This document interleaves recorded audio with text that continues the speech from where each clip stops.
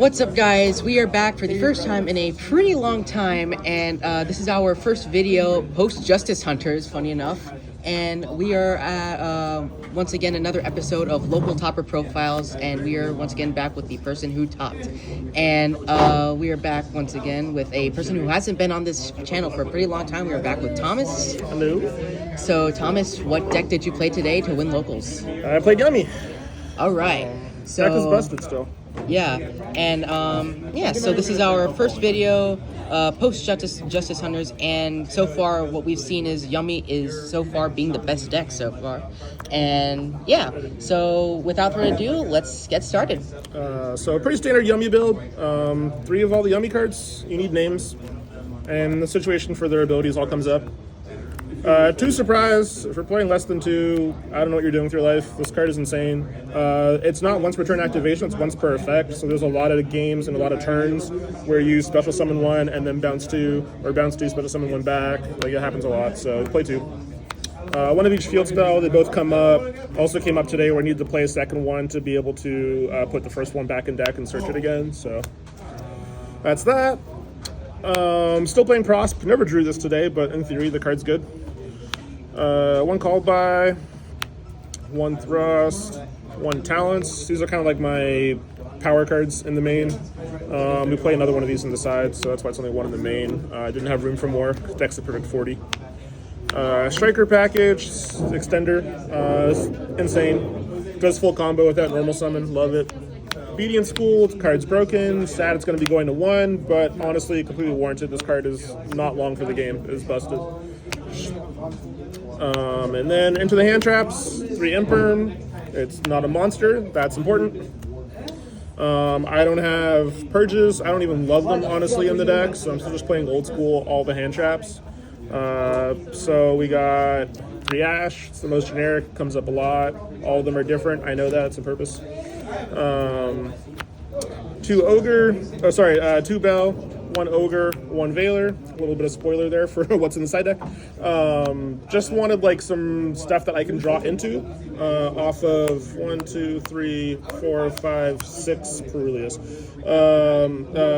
Perulia and Fuels, 6 Mulch Armies. These cards are insane. In the deck, they're not bricks because you just normal summon, link them off, and then full combo. So I don't feel any reason to not play them.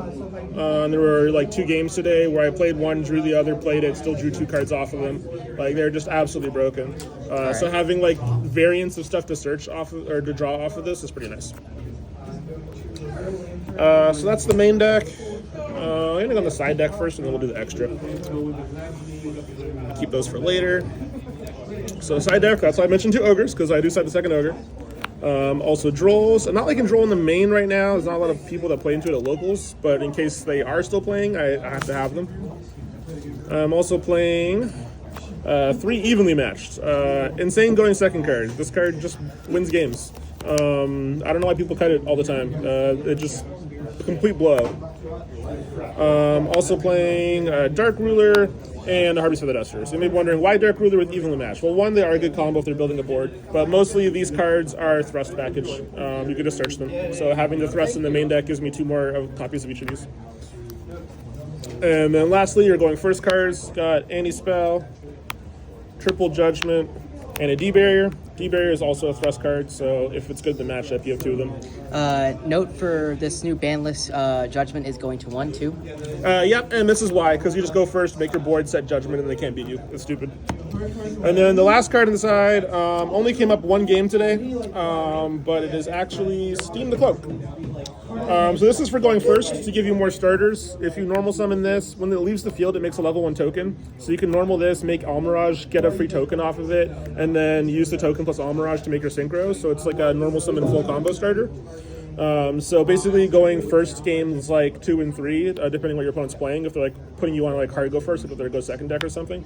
Or if you can pick to go first, you can bring these in to have extra starters. Because like really the only way this deck loses is if it doesn't play. If the deck plays, it beats everything. So you just need to make sure you play.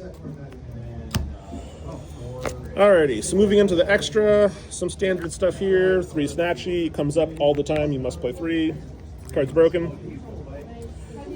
We got Cupsy, Cookie, Lolly, I am also playing a second copy of Cupsy. So the standard current combo line goes through the Cupsy and leaves the first Cupsy in the grave for later. So I like having another one in the extra because my opponent doesn't expect it to happen, because I know most people only play one. So then on my follow-up turn, if I need to kill them, I can start with Cupsy from the extra, and that just throws their whole like game plan off, because they're not focused on me like using the field spell or something to try and like get into the one from the grave. It gives me full combo to kill them from hand. So that's why I play the extra. It's just free resource. Tugari, because we play Striker. All Mirage, because it works literally every card in the deck. Starham, you need this because if you play Beating School, Starham is basically a model musher that you can actually make under a Beating School. Also, there's weird times where Starham comes up because they can summon any of them from the grave. So you can summon like one of the main deck Yummies, and it treats it as summon from a Synchro, so you get the secondary effect off of the Starham. So it's a good way to get the secondary effect during your main phase. Like if they summon Nib, you can use this to pop the Nib and still make your full combo, and not leave them with the monster on board. Heralds, cards busted. SP, generic good card. And then we have our Link 2s. Link 2 you can make under Beating School. Better Link 2 that you can't make under Beating School.